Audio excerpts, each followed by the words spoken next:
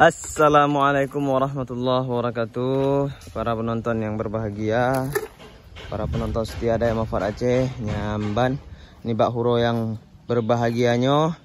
Seperti yang kita lihat bersama, ini adalah batako ya dengku puntut. Batako yang sedang dicetak.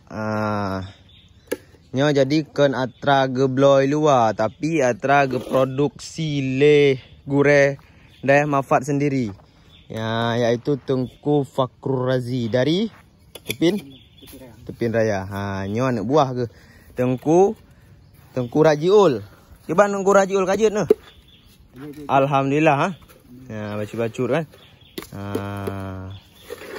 Kiban cara haji cikalan. Kita kalian tutorial le kan. Jadi dipukul-pukul ya.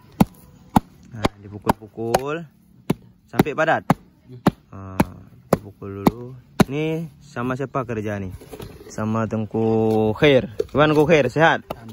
Anak tak sehat. Gimana Tengku Khair? Sile tutorial le. Dalam sehari berapa bisa dicetak Tengku Khair? 100 bisa? 100 ya. Alhamdulillah. Berarti lam euro kalian sirtu boh batako. Cetak.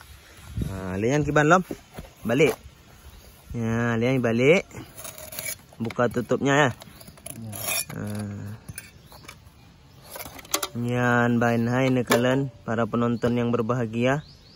Jadi bentuk bahannya ini apa nih? Pasir yang diaduk dengan semen ya? Iya. Nah, kalian. Manyan kakak bekah becut nanam dalih kan? Oke. Yang kemudian para penonton yang berbahagia, jadi lam euro bisa menghasilkan 100 bataku. Seperti yang ketanya kalian sama-sama yang kenyo. Ya, nyu bandu matra yang kali cetak le Tengku Fakun. Jadi hana payah blole luar nah, karena na taro tu kan. Punya sendiri yang dicetak sendiri, yang mana nantinya nih akan digunakan untuk pagar Daya Manfaat.